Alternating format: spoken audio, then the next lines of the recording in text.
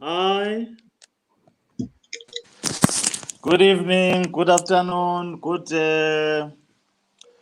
day to all of us, and kindly accept our apologies for starting late. We had serious technical glitches. Let me apologize to all our viewers and everyone who's following the page and us on YouTube channel. We had serious technical issues. Thank you for joining us.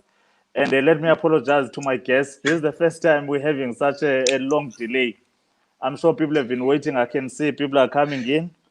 I thought there was witchcraft involved, but fortunately, at the end, God has come in. Thank you so much for your patience. Without wasting time, since we've already lost a bit of time, let me introduce our guest. In fact, can you first greet our viewers, Pelisa? And then Euphemia? Good afternoon, all viewers. Thank you. Yufi, can you greet our viewers? Hi, everyone. I hope you're well. Thank you so much. This is Apile Communications. We promised you that we'll be delivering a talk, a simplified talk on breast cancer. And maybe you can touch, since we've got a specialist in our midst, maybe you can touch a little bit on some of the few cancers. We've got Dr. Ford, who is a radiation oncologist. Ugqirha ke lowo ophume izandla ekunyangeni isifo nazo zonke izimbo zomhlaza, yonke imihlaza kumhlaza uthile adilishana nawo. UDr. Pelisa Ford utshatile, mandiqala apha enzema ungafumani please call.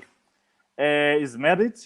She studied at the University of Cape Town and qualified in 1998, and then she did her internship phaya kwesasibhedlele sase-Cecilia Makhiwane, waphuma apho wenza le nto kuthiwa yi-community service. I think bezihamba kunye kwezi ndlela. Wenza laa nto kuthiwa yi-community service Frontier Hospital nasecala. And then she worked at Livingston Dorangenza Hospital Complex, particularly in the HIV clinic. I met her as my manager there at the HIV Wellness Clinic many years ago. I was doing sessions there. And then she went on to specialize in what is now called a radiation oncologist. So uyi-clinician aphinde abe yi-radiation specialist. So anything edibene ne-cancer siyithumela kuye ukuze akwazi usebenzisa ubucukubhede bale mihla ukunyanga i-cancer. And then if there's anything else I've left, she will definitely touch on that. She's very passionate about cancer, particularly that we'll be speaking about breast cancer today. She's working privately after spending quite a few years at Livingston Hospital. She's very passionate about the subject, and she's also qualified at Wits University on palliation and also on the ethics, bioethics. So if you talk law and palliation, she can actually educate you on that. And then we've got someone who's been through the journey. Kukho umuntu esihamba naye apha oseke wanomhlaza webele, uEuphemia uvela as Vequeline Mahomed. Vequeline has been through the journey of having a cancer of the breast. She's going to take us through her journey just to get us started. uEuphemia uzawuhamba nathi asicacisele into yoba wayifumana kanjani into yoba breast cancer, kwenzeka ntoni before our most learned doctor azongena to the subject matter. Euphemia, over to you. Hi, everyone. As Dr. T has just introduced me, I am Euphemia, also known as Vakuleen Mohammed. The reason why Dr. T was asking me, are you not Euphemia? And I said to him, no, I am. I was actually bullied, and I never used to like the name Euphemia. But as I grew older, I started making use of it, and I just love that name. So, yes, I was diagnosed with breast cancer at the age of 44. That was in the year 2017. It was indeed the saddest day of my life when I was diagnosed with breast cancer. I cannot stress the importance of self-examination. That has actually become what I preach. I love self-examination, so I always educate others on self-examination. So what happened in my case, when I was during the month of August, I found out that I had a lump, like at the nipple area, and I informed my husband, and he said to me, "No, man, you must actually go and have it checked out." And when I actually went, after, I think that was in August, and I only went and went to the radiation, to the on-call for a mammogram. I'm so sorry. I went for a mammogram in at our local hospital, and that's where on the 11th of November, and then that's where they actually saw that the results aren't looking good for me. And the doctor said to me, no, she'd like to perform a biopsy on the same day. So normally when a biopsy is done, you actually wait for about 5 days, and thereafter I got my results. I thank God it was actually stage 1, so it was at the beginning stages. But I cannot tell you how I cried. When I heard the word cancer, I actually thought my life was over. But I want to encourage everybody that it wasn't a death sentence for me, because here I am 4 years later, and I'm here to tell my tale.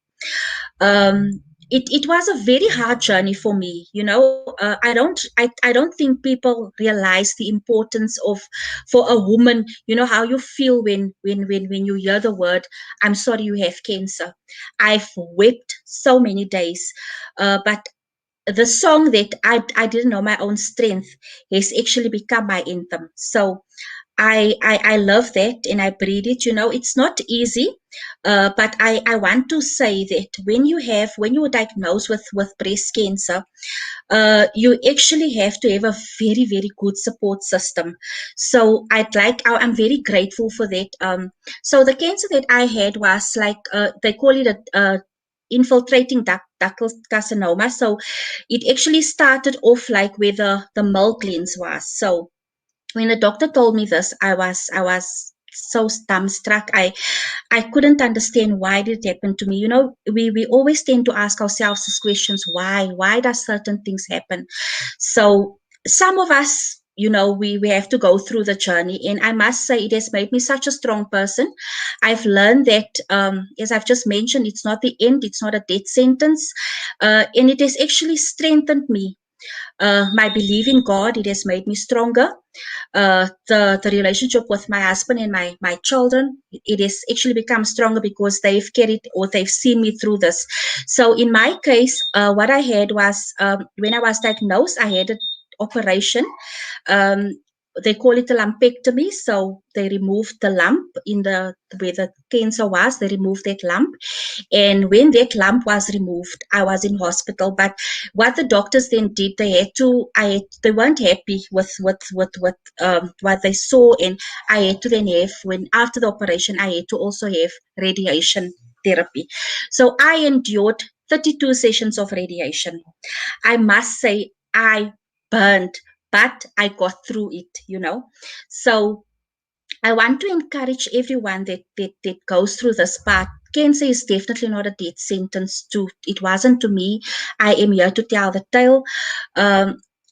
When I had my radiation therapy, I want to just say that what helped me throughout that time was the fact that I kept on working. You understand? So I felt that it was very important for me to work. And whilst working through the radiation, there was lots of stuff that I had to do, that I had to change in my life, but I managed to get through that. So whilst going through all the radiation therapy, and everything went fine, I then learned, and I'd rediscovered myself. Cancer has taught me that you don't save anything for a special day. Being alive is special. So that's my motto in life. I make sure that I enjoy life to the fullest, because I see this as an opportunity for me to be here. I am currently in remission. So I am taking I have to take a hormone blocker. I couldn't understand why I had cancer, or why did I actually develop cancer, because there wasn't any family members for me that at the time when I was diagnosed with breast cancer. So my oncologist actually explained it to me, that he asked this very important question, and I'd like to encourage ladies to speak to your daughters. I had my first period at the age of 9. So the doctor explained to me that I was exposed to estrogen at a very early age. So that's basically how this whole thing started for me. So I am currently on a hormone blocker, having to take tablets for the. I was so happy. My doctor said to me that it will only be, at first when I was diagnosed, he said 10 years, but later on he said only 5 years. So I have to take hormone blockers for 5 years. So I am on a injection called Zodalex, which I have to take once every 3 months. And then I'm also on a tablet. So with that I have to take every day for this is now my 3rd year, so I have to take it for 2 more years. So I'm grateful for the fact that I'm still here and I'm alive and I'm here to preach my tale. I want to encourage every lady, always check, do your self-examinations, ensure that you go for your mammograms, and believe you me, you will tell your tale. Thank you.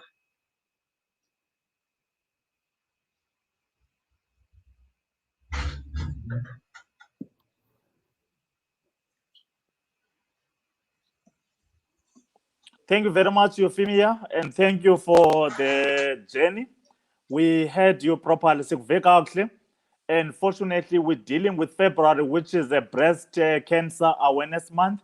Thank you for sharing your story with the world, and thank you for encouraging everyone to actually be aware that breast cancer can be a killer, and then equipping all the people that they need to do 1, 2, 3. Then let's go to you, Dr. Ford. Can you greet our viewers again? And apologies for the late start. I know you are a busy person, and thank you for being patient with us. Ladies and gentlemen, thank you very much. Please. Okay. Thank you, Dr. Tebelele, for the invitation. And thank you so much, Jacqueline, for your testimony, because I think I will use it as a backbone now to just explain things going forward. All right. So I'm a teacher and I can talk for long. So, but I do try and make sure that my patients understand, because when my patients understand, I find that they are more inclined to stick with the program and stay motivated. So to take it to the beginning, you talked about predisposing factors, because often after people have been diagnosed, they come to me from a surgeon and they will usually ask me, but why did I get breast cancer? And it's a very important... Hello, Dr. Ford. Yes. Just to just take you a little bit back. What is breast cancer? You don't need breast cancer. For someone who doesn't even know, people get scared when they hear the big word cancer. Okay, if we start then with what is cancer. Our cells in our bodies are very, very wonderfully made by the Creator, and they all function in sync, in harmony, to maintain a certain level of homeostasis, that is normality and a balance. And when we first, I'm going to focus on the female person. When we first reach puberty as young girls, prior to that, we never had breasts, and our reproductive systems had not developed. But once puberty kicks in, the levels of estrogen increase in the body, and you start going through a cycle. This then leads to development of the breast buds and also maturing of the reproductive system. So breasts, therefore, are stimulated by the hormonal environment in the body. And every cell in the body is similarly stimulated by one or other hormone or control mechanisms in the body. Our cells die all the time and new ones are formed. You will notice your skin, you shed skin and you get new one, but you hardly ever notice it. If something happens in that process of the body's mechanisms of making new cells, killing off the dysfunctioning cells and new cells coming up, if something happens in that process, either it's a brake or an accelerator that is being stimulated erroneously or not being controlled properly, you get a development of cells, the abnormal cells, these cells that have gone out of control. And when the cells grow, they grow then into a mass of cells, which we call a tumor. We can have tumors that are not cancerous, as in they are not malignant. What we mean by malignancy is the ability to grow and invade and destroy, and also developing abilities that allow these cells to then enter the blood system and spread. Certain tumors do not have those abilities, and they are called benign tumors. So that we distinguish between benign tumors and malignant tumors. Cancer is therefore the malignant tumors. Any part of your body can develop a cancer. It's an overgrowth of abnormal cells that become malignant. So you can develop anywhere in your body. A breast in its entirety is composed of multiple types of cells, not just the ductal cells. There are lobular cells, the lobules. There are cells that are supporting the breast structure, some connective tissue cells. There's fat cells in the breast. There's this, so any of those, there are glands lateral to the breast, next to the armpit. So you can get cancer in any of those cells. But the most common, of course, is the ductal carcinoma. So that's where we start off with breast cancer. So that's by far the most common, but there are other types of cancers in the breast that you can develop.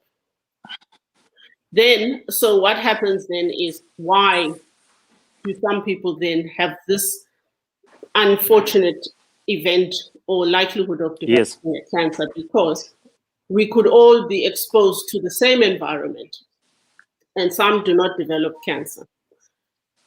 It would be dishonest of me or any other person to say this is one particular cause of a breast cancer.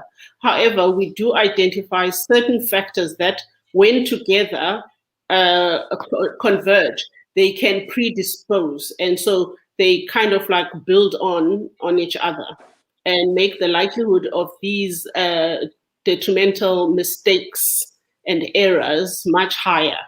So such things as, number one, the greatest risk factor for cancer, for most cancers, except cancers of childhood, is age. Mm-hmm. As we grow older, our body's abilities to regulate, correct, and re-engineer genes and all of that become less and less effective. And so more mistakes happen, and therefore tumors develop. So cancer generally the incidence increases with age.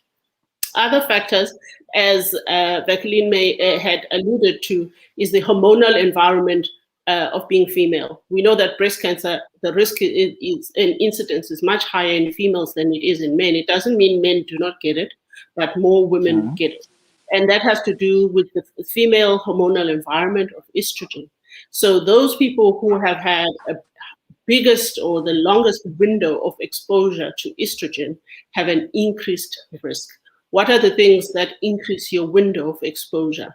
It's going to be early menarche, that is starting your periods very early and then finishing them very late. Not having breaks in between of pregnancy, so somebody who's never had children has been cycling all those years, maybe 50 years or 40 years on average, and never at any point had a break. That is, you increase the exposure to estrogen. Also, people who take external sources of estrogen, such as were available in the old oral contraceptive pills, which did not balance out the amount of estrogen. The estrogen levels were rather too high. So those would have been, and then other people who have taken hormonal replacement therapy for one or other reason.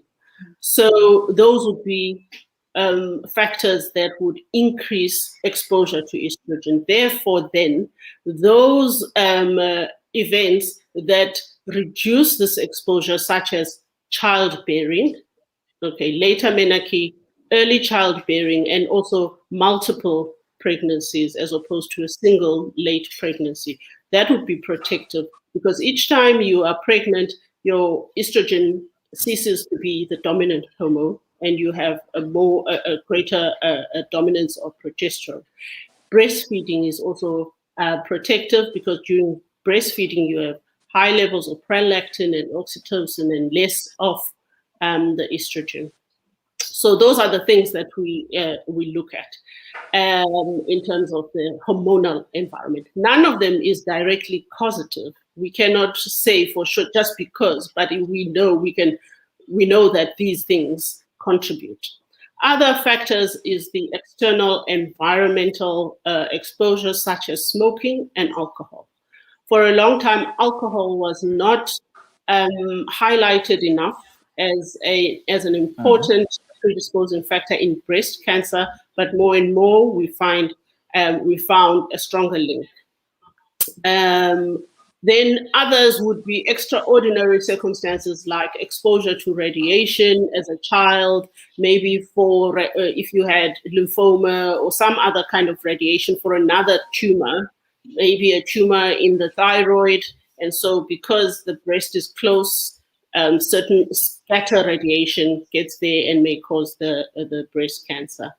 Those are in general the most common predisposing factors. So as you highlighted, Vekeline, you were told that because you had very early menarche, your estrogen levels had started cycling quite early, and therefore a longer exposure. And we do find that the pubertal, prepubertal and pubertal reproductive organs in general are more susceptible to these variations in environment and in hormonal changes, even diet. The other one, lastly, I haven't mentioned, is obesity.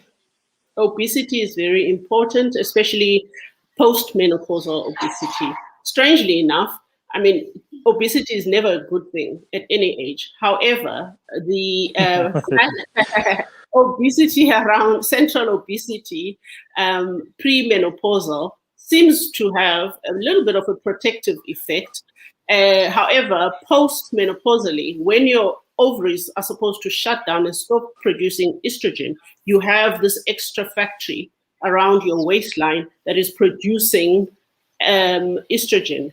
And so you continue to stimulate instead of having a suppression of general levels. So you may be overweight right up until menopause. Thereafter, it's absolutely critical not to be.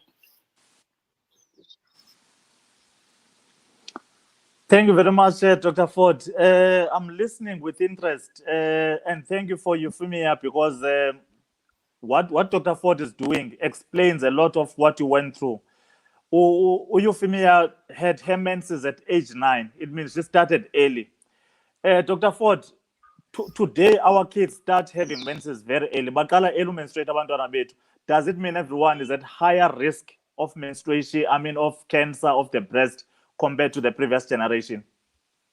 It would be pushing it a little bit, but what I can tell you from the evidence is that we are seeing breast cancer more and more in younger people. So breast cancer was a cancer of older women, and now, and even today, we can see a big difference between the breast cancer that we see in older women and the breast cancer that we see in young women, which tends to be more aggressive cancers.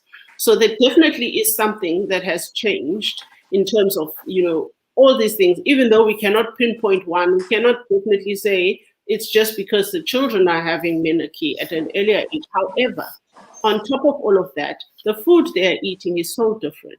Their lifestyles are different. They are not as active as they were before. And exposure to other external chemicals that we may not be aware of in the food that we eat. Those are all, unfortunately, contributing factors. And thank you very much, because this is the most critical part on the issue of risk factors and what people need to grasp in terms of education.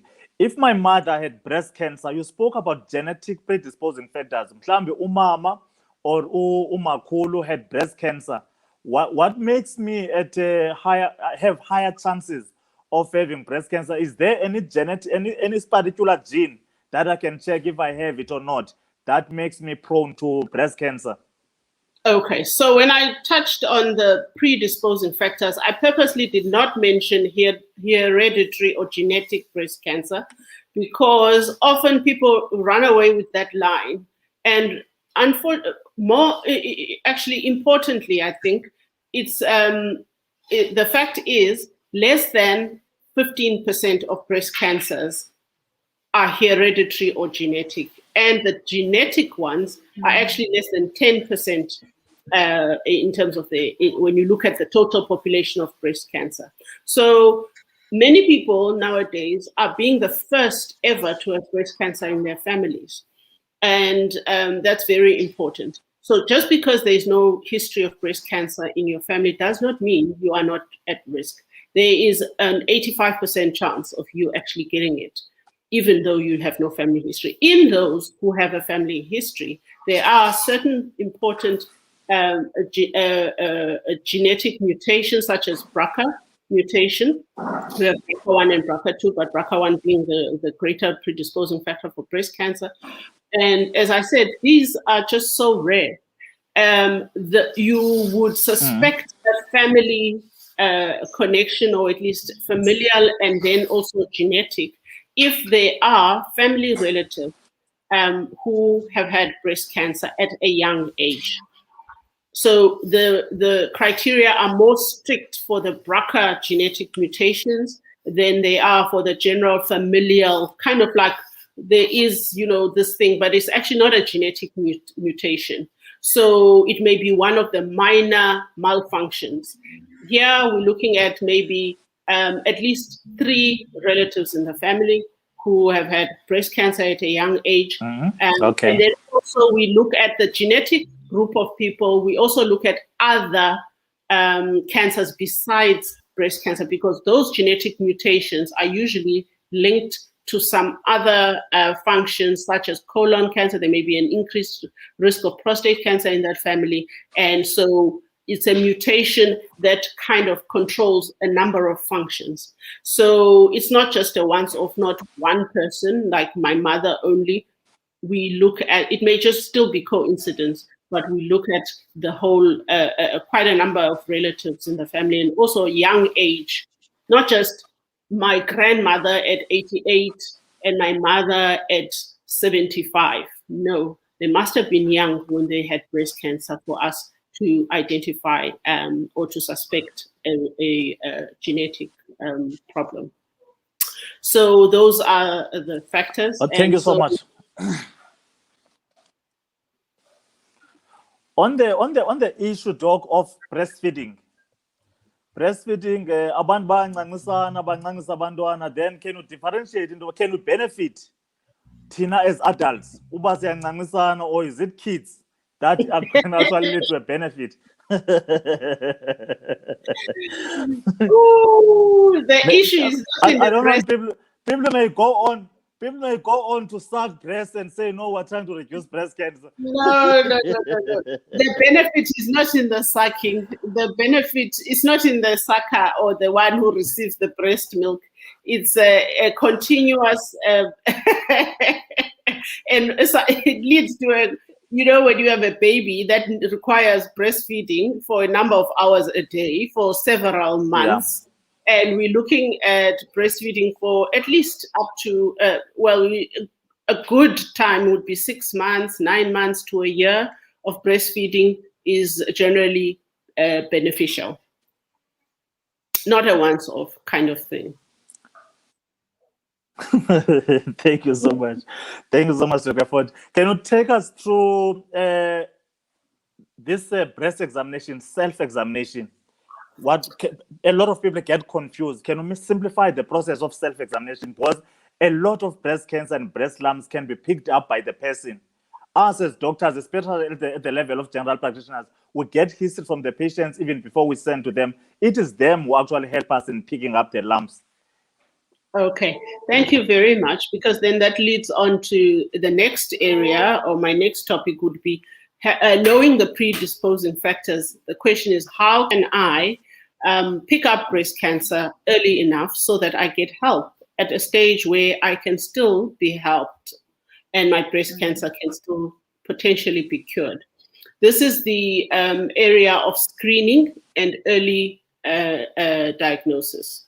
Now, screening is a program that we put in place to try and pick up cancers that we can pick up, or any other disease actually, that we can pick up at an early stage before it becomes a full-blown or the disease. So we must have instruments to be able to pick that up.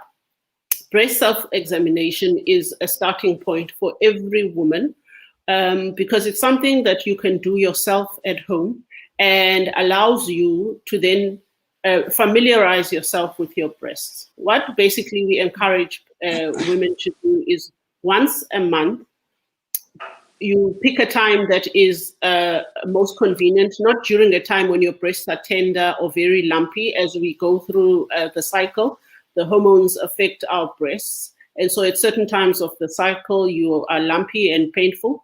So you choose a time when your breasts are soft and you are probably just the week after your period.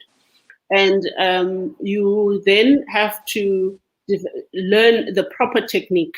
It's not a case of just feeling your breast. It's a technique where you use the palm of your hand, the flat of your hand then, and basically you take your breast, which is round, imagine it being divided into 4 quarters, and you go systematically from one quarter to the next, feeling with the flattened, with your flattened hand like that.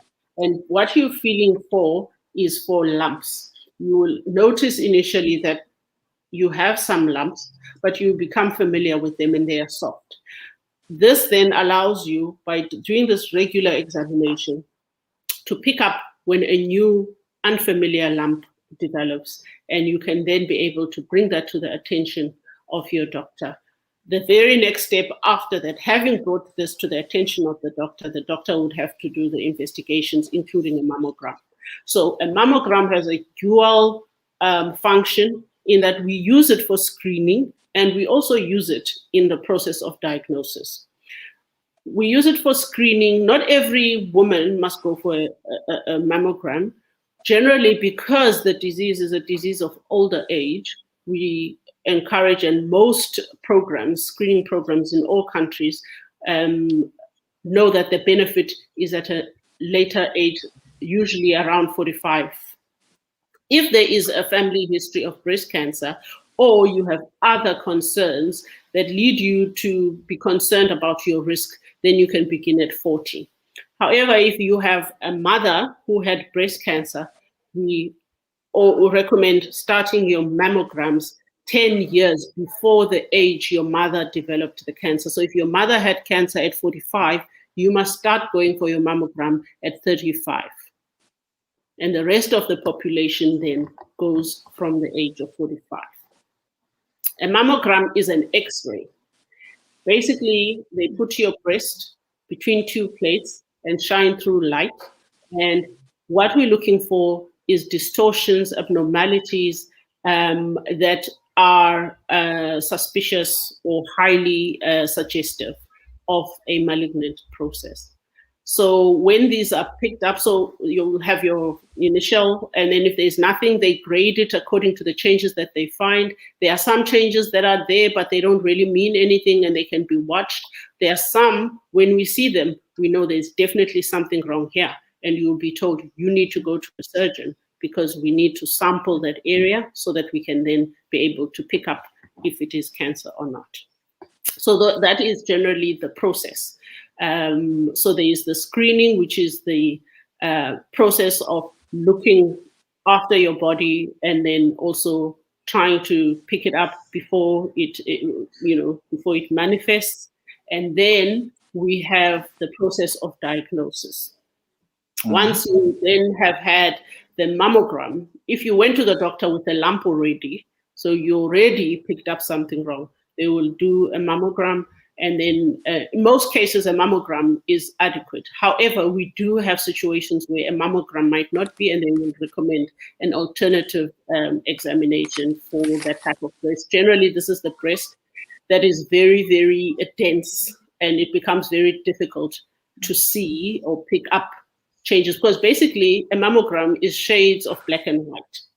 You don't really see that this is a cancer. You're just seeing funny shades, and certain funny shades can suggest something. Sometimes then if the breast is too dense, it's hard to see anything. And then the doctors may recommend that you go for other tests like an MRI, but definitely that is not the routine. Then the doctor must then take a biopsy. This is taking a piece. As I said, we're only suspecting at this stage. Even after years of experience, I may feel it and think, oh, this feels like one. But I can't do anything further until we take a piece and send it to the laboratory, look at it under the microscope, and it tells us this is a cancer of this particular lineage. And then we must talk about how are we going to go forward. Then you make the diagnosis. Just before we make the diagnosis, a lot of young girls tend to see us with lumps. It's common to have lumps, which tend not to be cancerous. I'm prompted by the fact that you say not everyone qualifies for mammogram. And some of these girls are turned down, no, we can't do a mammogram because you're still young, we don't want to damage your breast. Is mammogram dangerous to breasts? So as I mentioned to you, a mammogram is X-ray light. So it's the X-ray light of sort of lowish energy. It is safe as a investigation on its own. However, if you have multiple exposure, it can over time become a problem. Each exposure has a risk factor. I'm not of my head with the risk, how much it is, but it's pretty low. But no X-ray or no radiation is without effect. It is not dangerous, but it is not without effect. And if one is exposed repeatedly to this radiation, especially if it is unnecessarily, then over time, this may become harmful. So breast cancer, as I said, so initially when I tried to explain that there are tumors, overgrowth, that are not cancerous, young girls can have fibroadenomas, and that's basically an overgrowth of the secretive cells in the breast tissue, as the breast tissue is being stimulated quite a lot by the hormonal environment in the development of the breasts. And you can find in some families this predisposition or high risk of developing these benign overgrowths in their breasts.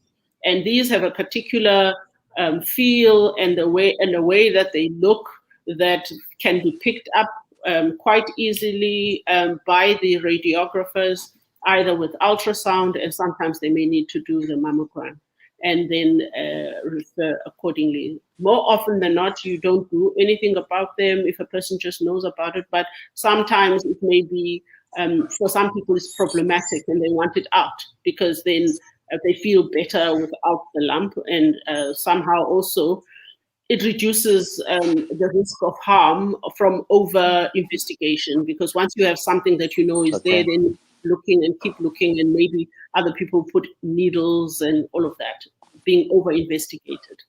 And so those are the factors one has to look at. Also, if you've got one adenoma, it's easier to deal with, but there are people who are actually prone to multiple fibroadenomas. So they're popping up all over the show in both breasts, and it can become a bit of a problem if you're going to keep cutting and cutting.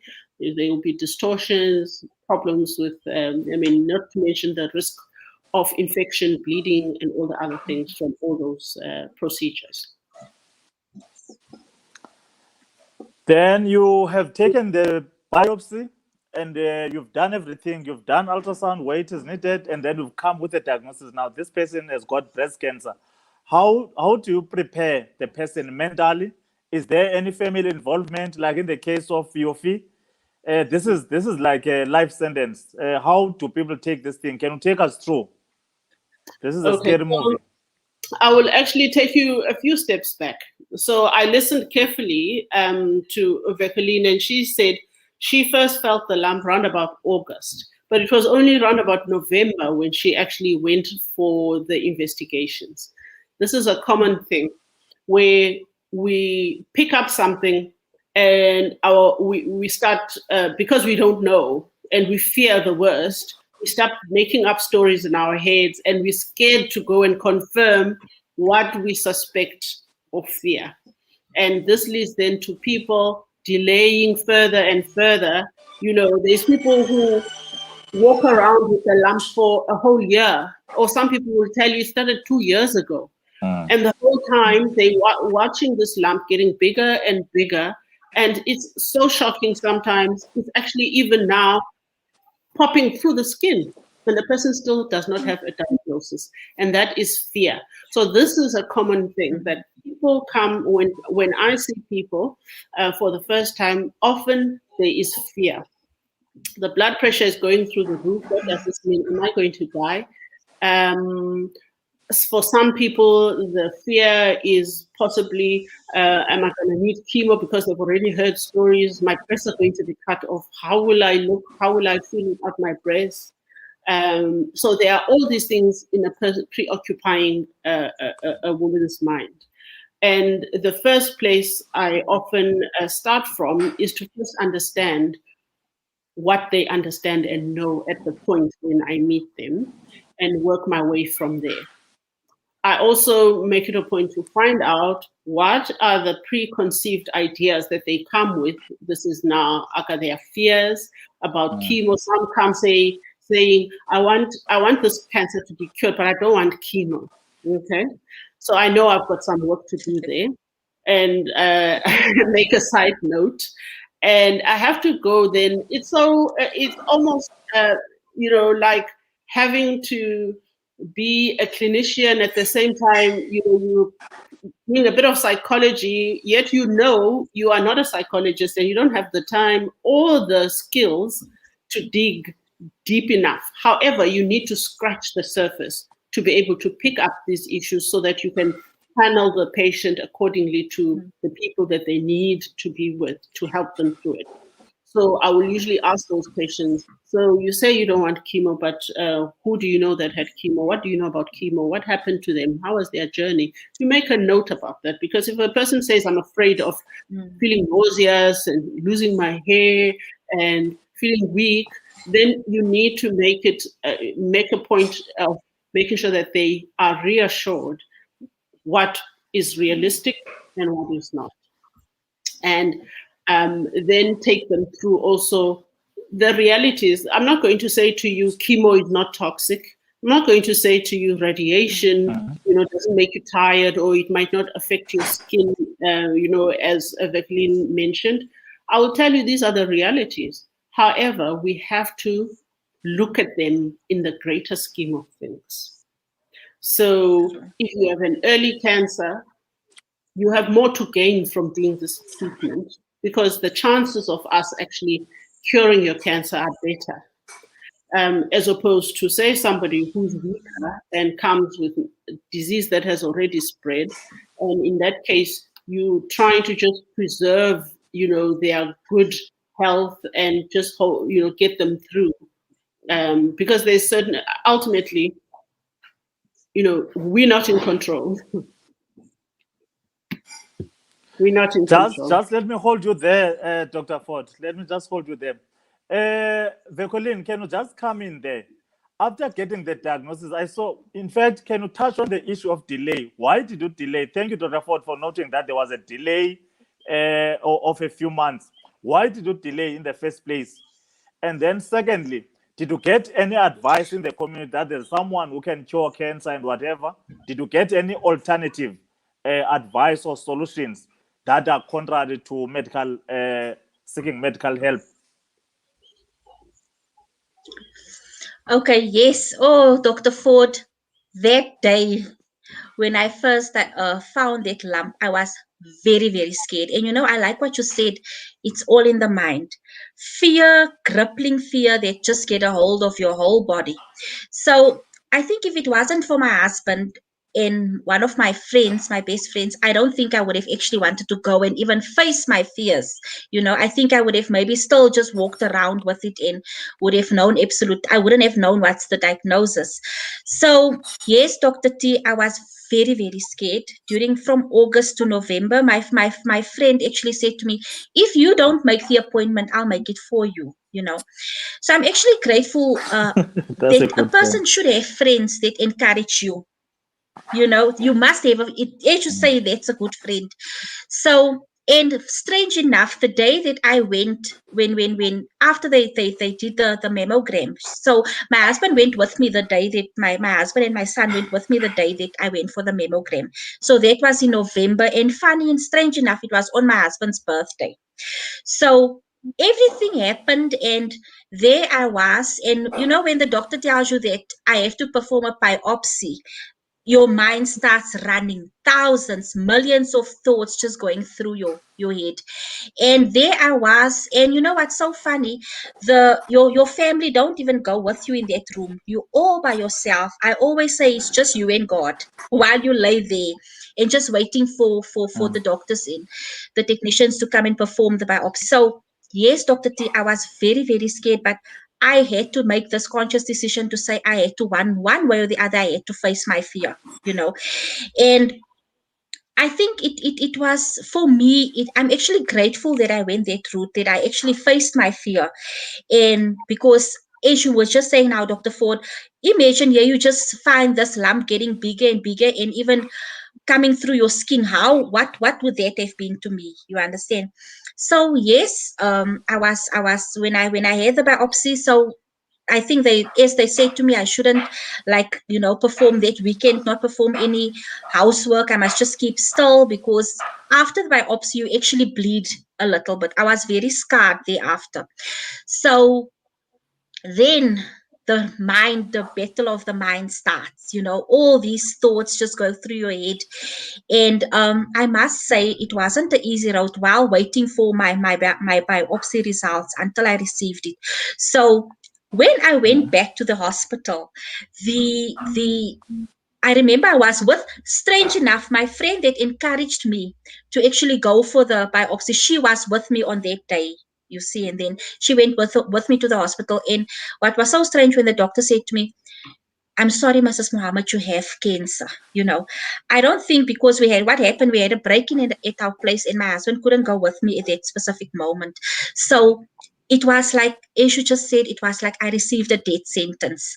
And they said to me, no, you have to go over and, go and register your case. And lucky enough, I always encourage patients that goes through cancer. There's certain protocols like on your medical aid that you have to adhere to. Make sure that the doctor, that your oncologist is registered to an ICON facility, or he belongs to ICON. So it's very important. So there's nothing as worse as having to fight breast cancer and then also having to worry about claims not being paid or short paid, you see. So yes, I was very scared. But as I said, as time went on, it get better.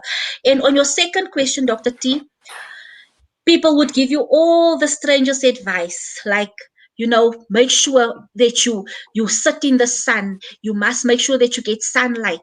Go on, become a vegan. Make sure that you only eat vegetables. There's this tent that you just sit under. And a lot of people actually ask me, why are you actually doing this? Why don't you just take cannabis oil? You understand? And I felt that I have so much to live for.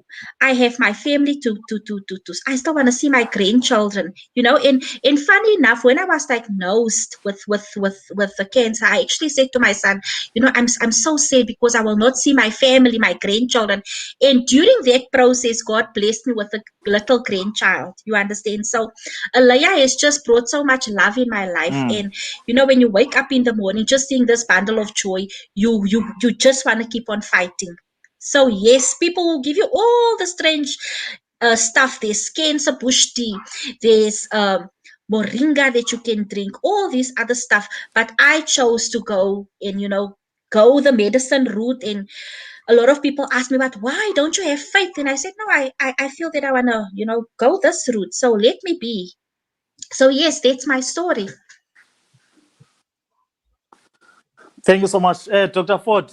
On the issue of treatment, I would like you to start to touch on the issue of spirituality, the role of traditional medicine, role of advice in the community, and the perceptions of people, myths and stereotypes, and as an educational point, noting what Euphemia has actually gone through. Over to you. Okay, thank you very much. So this is not uncommon, where people, have been given advice from family members, from community members about what they should try. All I have to say in all of this is that as a clinician, I respect my patients and their beliefs. However, I'm only trained in one field, and that's medicine. So when a patient comes to me and says to me, Doc, I hear you, but I don't want this chemo. I want to try ozone, or I want to try whatever else, but can you monitor it? My answer is very simple. No, I cannot monitor your response to these other treatments. If you want to do those treatments, which is well within your right, go ahead, you go and do them. This is what I can provide you with. I have studied medicine, and these are the treatments I profess to know. So as a physician, my role is also educating, advocating, of course, but at no point is it to force anyone to do treatment. So always background, find out what the person's belief systems are, what they come with, all these beliefs. Dispel the myths, give the correct information so that when they make their decision. I have no problem with a person who has sat in front of me and together with their family, and I've explained everything, and they're able to give it back to me and say, no, Dr. Ford, this is what you've said. You've said this, and that, and that. But my choice is this. Then I'm happy. I've done my job, because you are making an informed decision. Where I fail is if I have not given my patient adequate information and they are making, a decision that I feel is detrimental to their health.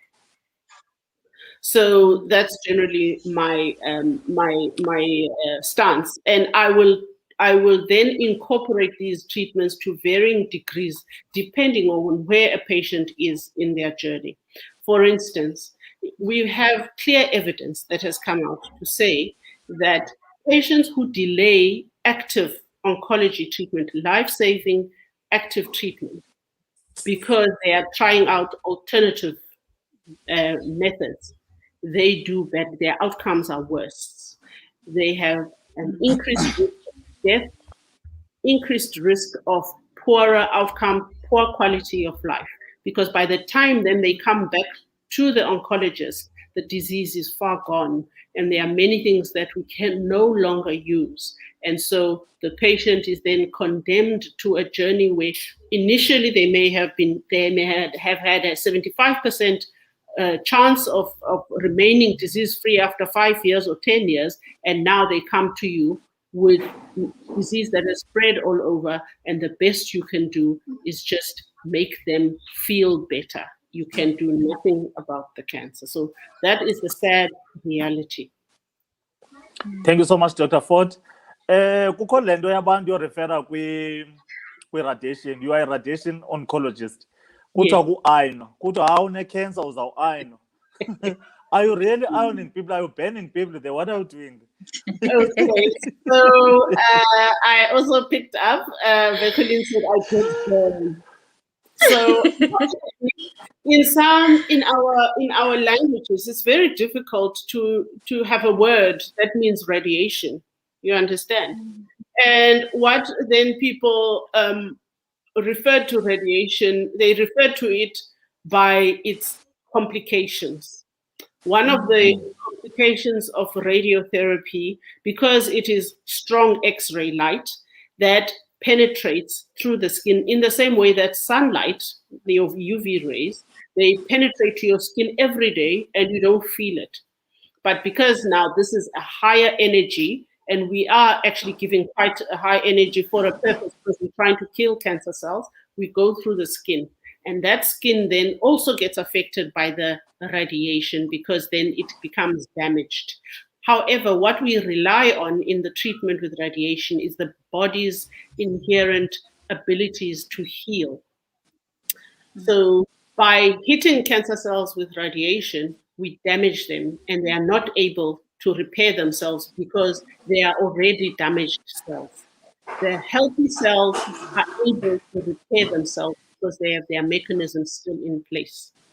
What then becomes a problem is sometimes in some people, either they have being overly sensitive to the radiation, or an excessive amount of radiation has been deposited in that particular area, such as the skin, and that person then has an exaggerated reaction. A bit of redness, a bit of dryness in the skin, and to some extent, a little bit of blistering on the surface can be expected. However, once it goes deep into the skin and you get an ulcer and it's excessively painful, or else infection sets in, that is problematic. So there are expected side effects. I must say the machines we use, the techniques we use these days are far better in as far as these complications compared to the old mechanisms and machines, which used to deposit more radiation on the skin. And so that skin really looked like it had been burned. That's where the idea of being burnt or ironed came from. The radiation itself is not painful. It is not hot. You don't even feel it through the body. However, you do have tiredness that you may experience, and then these effects directly wherever the radiation. So radiation will affect the part where we treat it. So that's generally how it works. Thank you so much for highlighting that. You guys are too advanced now. You are operating according to the 21st century, so people shouldn't be scared. You've got new approaches. Your brains are still fresh. You look young, so everything is modernized. Yes. There's something called chemotherapy, and a lot of people complain of diarrhea and feeling tired and so on, versus radiotherapy. Is it the patient that chooses, or you, the doctors, decide? Okay, so let's backtrack now in our story. So we covered predisposing factors. We did screening. We talked about presentation, which is often with a lump, which has no pain. And then we went into diagnosis, where we talked about a mammogram and then doing a biopsy. And then that takes us, before we decide on treating with the chemos and the radiotherapies, we do a process which we call staging. Staging is important because we must decide how big is the problem. Is this cancer, remember I talked about the cancer cells developing abilities to get into the blood system and spread. So we need to know, is this breast cancer only present in the breast? Has it grown to the extent where it is going into the lymph nodes? That is amadala, clearer, which, as we all know, you get when it becomes enlarged and painful when you have an infection. It's the body's mechanism of clearing out impurities from the body. Unfortunately, this is one of the routes that cancer can spread through, by going, because the breast is being drained by those lymph nodes. Those cells can then drain into the lymph nodes and start climbing the system of lymph nodes, because they are all connected.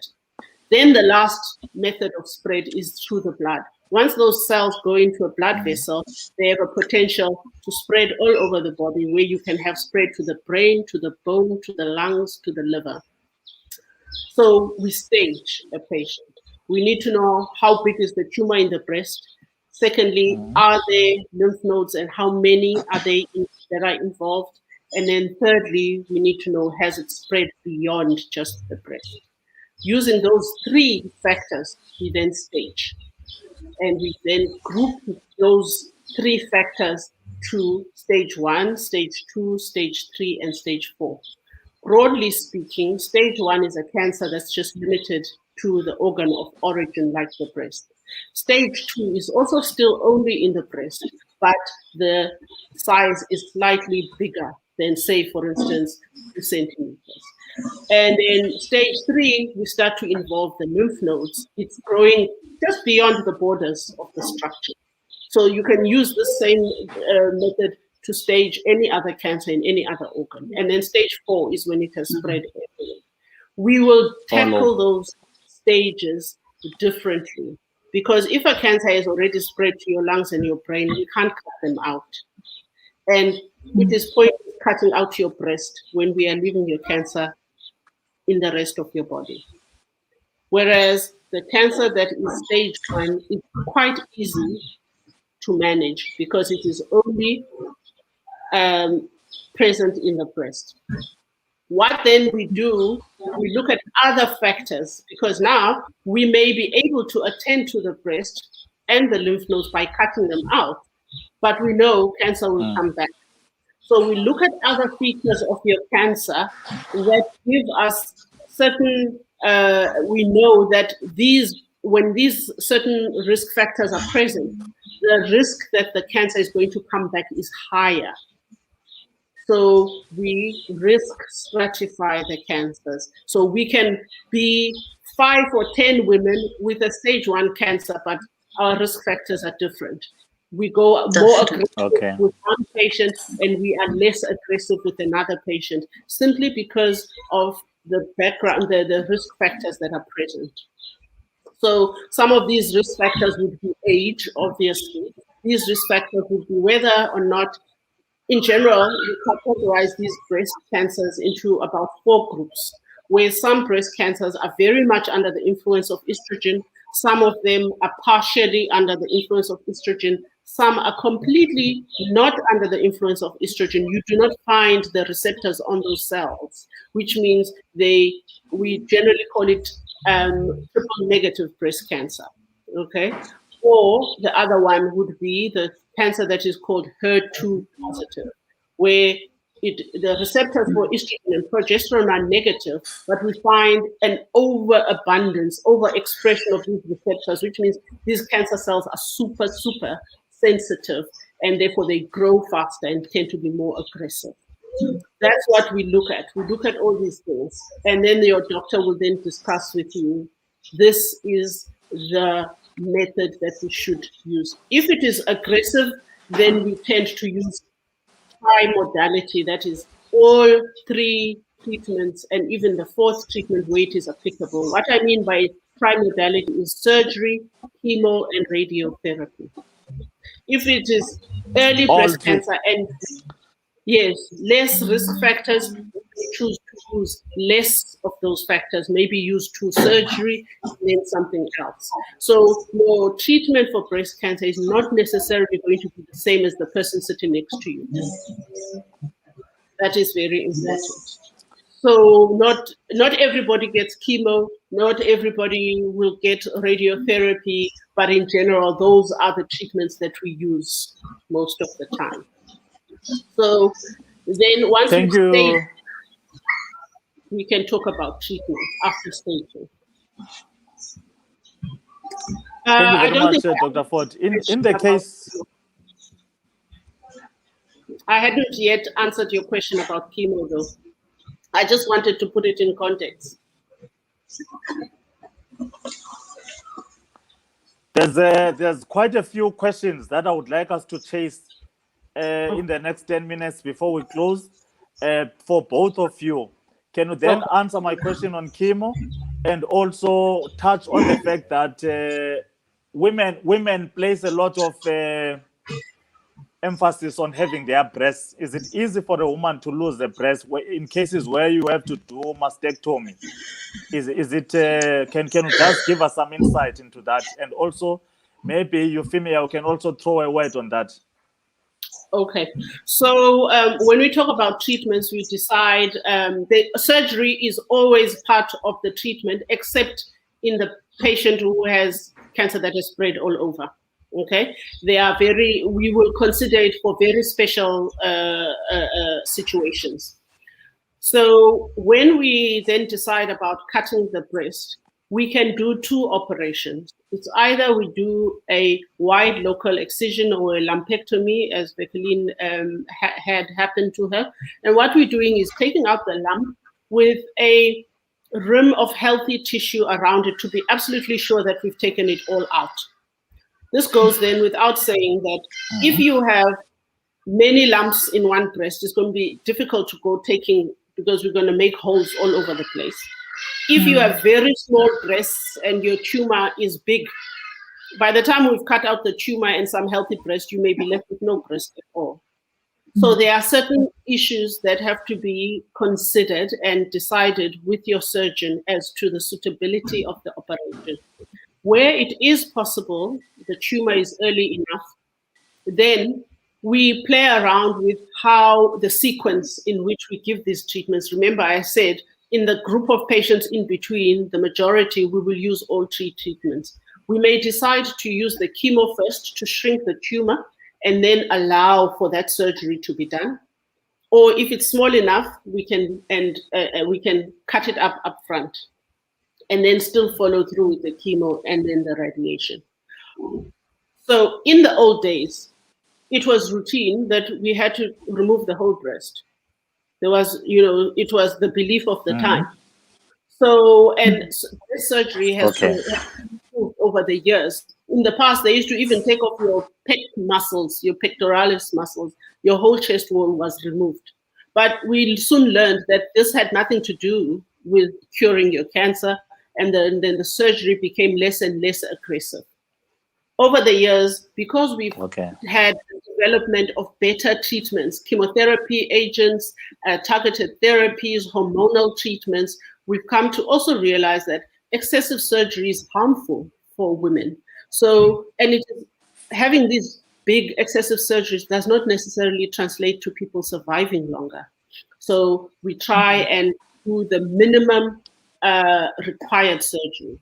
A person can have a lumpectomy and then also have the lymph nodes sampled or removed and have radiation to the rest of the breast, and their outcome is equivalent to the person who had the whole breast removed. So it's important, though, that you must discuss these options with your surgeon, because it may be that even though you want a lumpectomy or just only the lump being removed, it may not be advisable in your case. It may not be the best for you. And you must take that into consideration. We will not put cosmetic outcome ahead of oncological outcome. When you come to me as an oncologist, you coming to me to treat the cancer, and that's what we must put at the top of our list. The other things we will try and, and mitigate as best we can, given, what we have to bear around. But it's always important that people must understand that. Once you then start putting cosmetic outcome, then you may compromise your oncological outcome. So, yeah, that's the important part about the surgery. Euphemia, thank you, Dr. Ford. Thank you for the insight. I'm glad that so many things have been so advanced. I hope this information is reaching a lot of our people, because maybe people are still thinking that cancer is still approached the same old way. I'm glad that you are unpacking the modern way that you are approaching things, and you're trying to save tissues, but there's no blanket approach. I-treatment nganye uhlalelwa umuntu ngamnye ngokwe-situation yakhe nemeko yakhe. Euphemia, I've got any few words? Yes, I do. Dr. T and Dr. Ford, I must say, I never knew the psychological effect breast has on a woman. You understand? I remember when I just went to my oncologist, after I met my oncologist, he said to me, now when he explained my case to me, when he gave me my case study, he said to me, unfortunately, I have to remove your breast. I said to him, I must have a mastectomy. I said to him, but doctor, you then just said it's in the one breast. I just couldn't make peace with it. That's why I then opt for a lumpectomy. And I remember when I went for the operation, I wrote big on my hospital form, and I said no consent given for a mastectomy. So yes, for some reason, a person is so ignorant. For some reason, you feel that your breasts define you, but that's definitely not the case. As time went on, I must say, when I went for my surgery, the surgeon, when he explained my case to me, he also said to me, Euphemia, I also picked up, it wasn't just breast cancer. You also had a breast disease called duct ectasia. So with that said, a lot of my breast was removed, and it makes sense to me now what Dr. Ford said, So yes, the one breast is extremely smaller than the other one. I didn't opt to have my breast repaired because I felt that I have to concentrate on getting well. You understand? My healing was most important to me. And I also felt, because I was already 44 years old, why would I want to have my breast fixed? As long as the cancer is out, I had no reason to want to having to do the other part of the surgery. So yes, here I am. And I've also realized that I embrace my scars, and if I should tell someone else, or if I should educate another person, I always say that your breasts don't define you. There's people that have their breasts removed and they just go on in life, and that's how I feel, So yes, we embrace our scars, and that's it. Thank you. Thanks, Colleen. What I want to add to that is that, Doc, is that people are very different. We do find that the older women tend to be more like, well, I mean, just take the whole thing off. I don't want to have to worry about this again. What a person must realize is that when you do a lumpectomy, and you then also, which must be followed up with radiation of that whole breast, you still must go on with surveillance. That breast needs to be monitored, regularly. And what tends then to, these are the subtle differences between people. Some people, and we can't blame them. Their identity rests very much on what they look like. So it may be very important for them not to lose their breast. And we can't change it. No amount of talking and telling them otherwise is going to change that. So we have to be sensitive. And I've seen people where this has actually resulted in the escalation of depression. Yet at the same time, one has to look at it in perspective. Are you as a person willing to live with this constant fear of if the doctor feels something, or if you feel something funny, and you are going to have funny things in that breast after the radiation, after having had surgery and radiation. There may be little hard nodules here and there, and then there's always the constant worry, is this cancer? Has the cancer come back?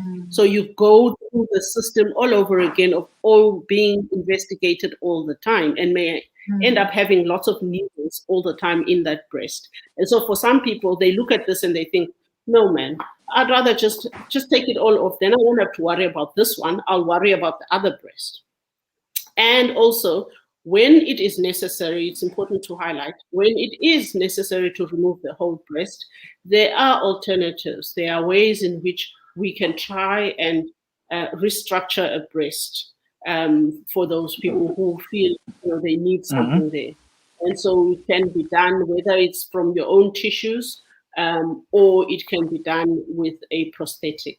It's important, though, that you must mention this upfront. It's no point saying after the fact, when the surgery is all done, that actually I would like something, because then it's important when you plan your surgery that they do the surgery in particular ways to allow for this reconstruction. And so we need the plastic surgeon to be involved right from the beginning. Thank you, Dr. Ford, and thank you, Vekulin. There's a quick question there. If you've done breast reduction, I'm reading the comments. If you've done breast reduction, does it increase your chances of having breast cancer? Secondly, what is the role of nutrition in breast cancer? Okay, so breast reduction has got no direct, impact on your risk of developing breast cancer. Your nutrition is important because of the things that I talked about: obesity, unhealthy food, a healthy diet. Unfortunately, whether we like it or not, a healthy diet is always important. And what we mean by a healthy diet is a diet that is rich in vegetables, fruit, and protein that is kept to the bare minimum that you need, and healthy types of protein, less of your saturated fats, and activity. Lifestyle is very important for prevention of breast cancer. And even in the people who have already been diagnosed with breast cancer, it becomes important for your body's ability to recover from the toxic treatments like chemotherapy and radiotherapy.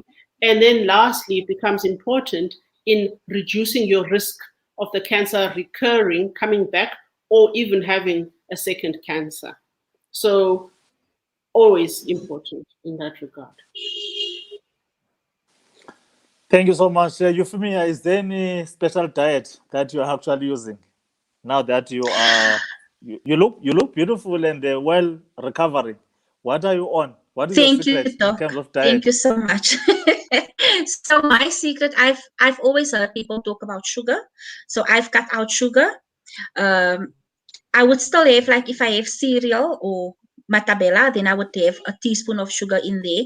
But I've heard the support group that I'm in always talks about minimizing sugar and all your saturated fats, you understand. So I've also increased a lot of fruits and veggies in my diet, and drinking more water, cutting out your fizzy drinks and stuff, and also just I love walking. So my daughter-in-law and I would always go walking. So that's what I do, and I must say I've turned my life around, really. So that's what I do, Doc. And Thank you so much. Can you come again to the voice? Cutting out alcohol and smoking. Yeah, you've mentioned alcohol. In fact, I even made a point on the comments that alcohol keeps coming up. Alcohol and obesity, they keep coming up.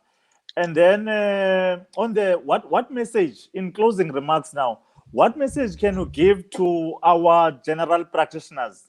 Not only general practitioners, but people in the primary healthcare setting, noting that you are in the tertiary category. If we don't work hard at our level, then it means we're not going to get as much patients in good time as possible. So what message can you send to our general practitioners or primary healthcare physicians? I think the important message is that, look, cancer, there's a lot we can do for cancer as long as we pick it up early. So looking for it is very, very important. We have to look for breast cancer and all other cancers in our patients. That means having a high index of suspicion. And then number two is to refer early. Not to sit with, something that, if the patient is concerned enough to come back, it's best to pass it on and have it. You can never. There's no loss in having the patient go for the mammogram, and then it turns out not to be. At least that way we know it's not. Rather than have a situation where a person has repeatedly been seeking help, and by the time they get to the treatment, they are far advanced. The other thing I would also highlight is that the important thing now, because our treatments are so effective, we have people surviving cancer for many years. And we are so happy for you, Vekaline, your 4 years post-treatment. And we hope that you will be counting more and more years. However, it's important to remember that people are left with effects, not only the psychological effects of having been diagnosed with cancer, because that's something that never leaves you. It changes your life, forever. But also the effects of treatment. Some people are left with weakness of the heart. Some people have got pins and needles or numbness or weakness in their fingers and their in their feet and their hands. Other people are left with skin problems, for the rest of their lives or whatever, because of the treatments that they've had. Other people are left with brain problems, cognitive problems, where they have memory loss and their ability to do, cognitive things, to be able to hold up a job, may be affected because of chemo and its effects on their brain. So it has a long-lasting impact on people, not just the direct effects of our treatments, financial toxicity to patients. It can affect people's employment ability, their abilities to hold their jobs. So it's important to assess a patient holistically. All cancer treatment is multidisciplinary. You need your social workers. You need to attend to nutrition and your dietitians. You need all the other, OTs and all of that, and physios where patients are struggling with some of these complications. And so I think it's important. That's what my message would be. And when a patient has been through the treatment and been sort of discharged, because we kind of like lessen the frequency of follow-up with the oncologist over the years. Initially we're doing it every 3 months, then every 4, every 6, then once a year. And then, some people just kind of fall off the wagon and don't go back. But then they are presenting later with some long-term effects of the radiation that we gave 20 years ago, So that's something now that we have to become more familiar with and be able to pick up, so that we refer patients for those, for the survivors to get that kind of assistance. And then Euphemia, your message to the people who are listening. And just before you come in, we've got to all our viewers and those that have just joined us, we've got Dr. Font, who is a radiation oncologist, is a specialist radiation oncologist, is a member and fellow of the College of People who actually destroy cancer in the clinical aspect. And then we've got our important visitor, Vekolin Mohammed, or Euphemia, that's how I call her. She is a survivor. She had breast cancer and she's still through the journey. She's sharing the journey with us so that all the people who actually happen to have some of the symptoms pointed out or who are in the same category of being in the journey never lose hope and actually stay positive and do the right thing. Your last message to all our viewers, Euphemia. Thank you for your time. Thank you, Doc. So my last message would be, I preach early detection, save lives. Make sure, I like what the doctor said, make sure that you have your self-examinations.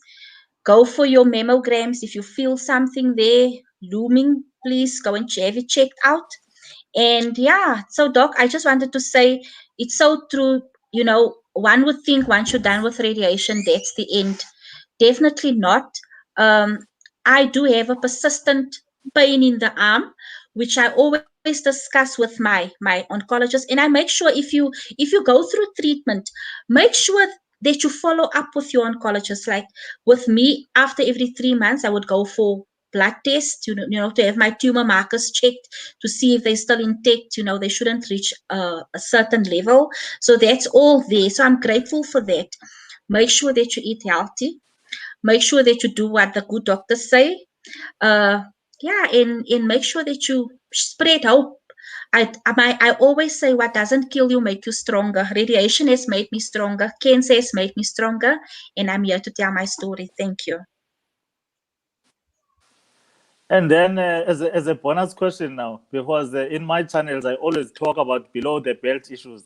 Is there any benefit of having sex in healing? In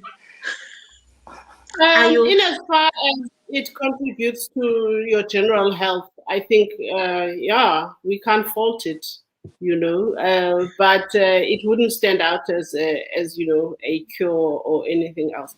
People, a person is still a person behind all of that cancer. You don't stop being a woman. Your sexuality doesn't go away. And unfortunately, the treatments in themselves can affect your sexuality. just generally being unwell, psychologically being affected by your diagnosis. We must highlight also depression is quite common in patients with, in people diagnosed with breast cancer, not only at the time of diagnosis, but even beyond treatment. Depression is, we must always watch out for it, and that can affect your sexuality. The fact that you have no breast, for some people can affect, they may feel less desirable, and therefore, their sexuality is affected. Hormones are affected by the treatments we use. So you may be put into menopause because of chemotherapy, and you get ovarian failure, and so your ovaries do not function. Vecoline said she gets an injection, Zoladex, that is to suppress her estrogen levels. And so that is taking away an essential part of her womanhood, and that can affect your sexual drive.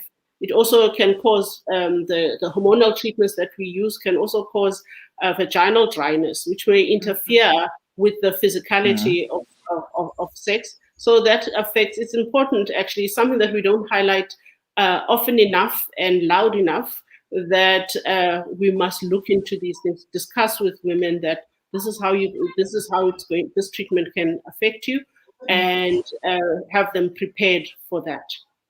Yes. It's Thank can you I so just much, say Dr. something? Ford. You actually gave me a bonus. Yes, Euphemia, anytime. Dr. T, I just wanted to say, I just wanted to say, Dr. Ford, you are so right. When I was diagnosed with the cancer, I wasn't in menopause, and yes, the injection actually placed my body in menopause, and even the tablet that I have to take every day. So yes, it has had an extreme effect on my womanhood. I've never had hot flushes like I do now. It's actually like a tip that just like runs down. So I must say, once again, there the support comes in from your partner. You understand? I have a very good husband, so I'm so grateful, and I thank God for him, because I don't think I would have managed to get through without his support. You understand? So yes, the cancer treatment has a huge effect on a person. So it's so true. You must have a support structure. That's what I always say. Speak to your doctor. Make your doctor your friend. Doctors aren't always available, and especially with oncologists, so they're not always available. But when I actually go for my checkups, I have a long list, and I actually ask him, why is my body going through this? Why am I having numbness in my arm? Why am I going through all these stuff? So that's what I do, and that's how I get through it. Thank you. Thank you so much for the insight, and we're very thankful to Michael for being there and together with your family, because the issue of support is very critical, because this can be life-threatening. This can, fear can actually destroy you even before the disease can do. Dr. Ford, you've been so awesome with your red hair. Thank you so much for your time. And one last question for you, which is coming from our viewers. We've got a lot of people who are actually listening, and they even want you to drop a video on self-examination of breast. Okay. They want a period demonstration on a video that we can put on the page. So I will keep that task on you, since you are also passionate about education. Patient empowerment is very important. How often is the prostate? If you've got family history of cancer of the prostate, we encourage you to start doing checkups as early as age 35 instead of 40.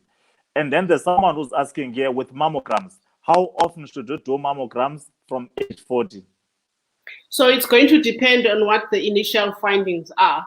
If your findings are very low, like they call them BIRADS. There's BIRADS 1, 2, 3, 4, 5. By the time we say 6, it means we know that there's cancer there already.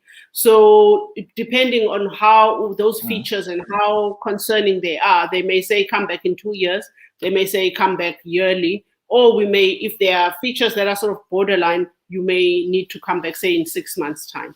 It all depends on what they find on that initial mammogram. It may, if you are sort of a low-risk person, no family history, and your initial mammogram is absolutely spotless, you may not need to actually come back, every year. So it may be every 2 years, or yes. It's important, though, that the reason why when there are features, we say come back sooner is because things can develop quite fast. It's important not to ignore when you have been told to come back, to make sure that you go back and you do that mammogram again. Thank you so much, Dr. And now we are officially closing our session. We thank everyone who has actually been part of the journey. We've had serious, simple lessons. And thank you very much to our speakers, Dr. Ford and Euphemia, all the way from Johannesburg, for making it practical. You see, people hear it better when they hear from the people who are involved in this thing every day. February is the most important month, is a breast cancer awareness month. And we've done it very well with our Appeal Communications. Thank you so much through you. And let me just make a summary in isiXhosa for all our viewers. Dr. Ford covered a lot, covered issues ezininzi. Xa ubona amabele wakho engalingani, ingono mhlawumbi ingathi iyatshona okanye ziyaqhekeka okanye iskin okanye isikhumba esisebele singathi sinemigqobo emininzi okanye ingathi silikhuni, okanye ubona ukudumba okanye amaqhuma ongawaqhelanga apha ebeleni. So ibele lakho lazi. Xilonga amabele xa ugqiba ohlamba uzasithumelela ividiyo apha ethubeni ezawusayixhoma apha kwipage ubona ukuba uyenza kanjani into yoxilonga amabele wakho elekwenyanga uxilonga ibele lakho elekwenyanga uxilonga ibele lakho. Uyofemia uyigxininisile into yoba kubalulekile into yoba uzazi uzokwazi uyiphikisha okanye uyibamba eli yonke into engaqhelekanga ebeleni lakho. Uchaphazele ke uDr. Ford into yoba izinto ezinyusa umngcipheko womhlaza webele kuxa uqale eli ukuya exesheni. Abantwana baqala eli ukuya exesheni, naxa uyeke kade upenshine kade ukuya exesheni, laa nto kuthiwa yi-menopause, uyeka kade, it means lide ixesha ufumana laa ncindi kuthiwa yi-estrogen. Naxa ufumene abantwana late, mhlawumbi sowungapha kwe-age yama-35 kube khona wena ucinga into yoba mawenze abantwana, then umngcipheko unyukile, then utywala necuba. Xa ujonga yonke imihlaza, utywala necuba zivela qho ezo zinto nobukhulu bakho. Xa umkhulu umngcipheko uya unyuka ngokunyuka. Then xa ivelela lo mcimbi wemfuza, ikhona ii-genes azimenshinileyo but uthi inxaxheba yazo ayinkulwanga kangangendlela esiyiphakamisa ngayo thina. Uthi phaya ko-10% umyinge. So ungathi kuba ekhaya kukho umhlaza simise ngaloo nto deske siyilibale eminye imingcipheko. Yes, ikhona imfuza but ayikho kangangendlela esiyibabaza ngayo. And then xa usuthe wafunyaniswa ke ngoyinto yoba unawo umhlaza webele, inde indlela oyihambayo and ayifani kumntu nomntu. Noxa ninoba mhlawumbi nikwi-HA1, indlela eninonyangwa ngayo ayisoloko ifana. Umntu nomntu uhlalelwa phantsi then axelelwe into yoba kulena yakho imeko ngokwestage okanye izinga lomhlaza wakho kuza kwenziwa ngolu hlobo nolu hlobo. So imihlaza ayifani, nabantu abafani, nezigulo abanazo abafani. As much as i-treatment ikhona but umntu ngumntu wenzelwa idiet yakho okanye into yakhe yento obuzawunyangwa ngolu hlobo. So ungathi kuba kubani kwakwenziwa into ethile uthi nam kutheni ndingenziwa into ethile. Then kulo mcimbi wotshiswa kwebele, le nto sithi iradiation, uthi akutshiswa amabele, uyicakisile loo nto leyo. Banendlela ezintsha zokulungisa amabele ngofaka i-rays apha emabeleni. Masihlukane neli gama mhlawumbi loyikisa abantu babaleke kuthiwa kukutshiswa. Ayino, uthi aba-ayini uyi-radiation oncologist ayini bantu, awuzubuya ibele lakho litshisiwe. Then kubekho nezidrip bazifakayo zinamachiza, le nto kuthiwa yi-chemotherapy, yenye zendlela. But umntu nomntu ke ulawulwa into yoba ukweliphi izimba lomhlaza nosuswa kwebele. Uthi not wonke umntu ususa ibele, sometimes kuyathathwa nje elaqha kuvali nekhensa ngokokuxhomekeka uba ihambe kangakanani na. Then kwabanye abantu ke ngokususwa ibele lonke, uthi nendlela ke ngoku abasusa ngazo ibele elilonke asafani nale ndlela yokuqala kudeske kugunuzwe nezihlunu ezonke yonke laa nto. Banendlela ezintsha abayenza ngayo loo nto besebenzisana noogqirha botyando. Nantso isamari kumcimbi wokwabelana ngesondo. Mandiqala apha kwiinto zocwangcisa. Uthi iinto zocwangcisa ezinale ncindi kuthiwa yi-estrogen, ngakumbi xa ininzi, iyathanda ukukhuthaza. Nalaa nto kuthiwa yi-hormone replacement therapy, ezipilisi okanye amachiza asetyenziswa ngabantu abafikelele kwi-menopause zinako unyusa izinga lale ncindi kuthiwa yi-estrogen, inyuse umngcipheko nayo. So ifundise ke ngothina boogqirha namanesi silapha ezantsi, xa sinika abantu into zocwangcisa siqaphele into yoba sibanika izinto ezingazunyusa umngcipheko. Sithathe imbali, once kubekho imbali into yoba lo mntu ukho umuntu onomhlaza kwabo, then sikwazi into yoba sinciphise okanye sinike iipilisi ezixutyiweyo zokucwangcisa. So sinendima enkulu esinokuyidlala yokubamba umhlaza kwa-early and singathumeli abantu ixesha sele lihambile, ngoba istage xa sibanjwe sekukude sesinabile kunzima into yoba abantu banyange. Baneendlela ezintsha ngoku, noko abantu abaninzi bayathembisa and bayaphila nomhlaza xa uthe wabanjwa ngexesha, then baleqise ngonyango olukhoyo olungafani nolu lwalusetyenziswa ngo-1950. Banonyango olutsha ngoku oluhambelana nala maxesha. So kubalulekile into yoba sizixilonge plus zikhuthazane singabantu befemeli and nokusapotana, ukuxhasana. Ibaluleke kakhulu inkxaso ngokwasengqondweni nangokwasemzimbeni, nento yoba umntu abe nomntu ozathetha naye, nezi group okanye la maqumrhu abantu abagula ngumhlaza uba singawajoyina ayancedisana nawo, so that ube nabantu bothetha nabo. Nazo into esizifundileyo. So wonke umntu, and kukho ke ngoku amaqhuma axhaphakileyo kwezi ntwazana zisencinci zilapha ko-13 no-14, uthe uDr Ford kayibiza zii-fibroadenoma. Noko yona ziyokhensa, kodwa ke ngugqirha oza kuxelela into yoba hayi ayokhensa le. Wena uba ufumana iqhuma, yiye ekliniki okanye kugqirha, then lizokwazi ukulandelelwa. Ekhuthaza ke noogqirha bakule level yethu, i-general practitioners nabantu abaphangela kwi-primary healthcare settings, into yoba siququzelele uxilonga amabele nokuwathumela kwakamsinyane xa kukho into ekrokrisa. Once isigulana sibuye kude kube kabini, noko funeka ume ngenyawo, ungayeki umhlaza unabe kuba usithi hayi into engenamsebenzi leyo. I-mammogram yenziwa ngokomngcipheko womntu lowo, ngokobona kwegosa elo lempilo. Enkosi kakhulu. Dr. Ford, let me thank you very much. And Vikwelin, you must not only thank Mohammed, you must also thank your friend who was actually there with you throughout the journey, and everyone in the group who has supported you. Dr. Ford, keep on doing what you're doing. Thank you so much for your time, and thank you so much for the education. Apile Communications is grateful. Thank you so much. Thank you very much. Thanks for this opportunity. I'm really honored. Thank you so much for having me. It's been a great journey. Thank you. Pleasure.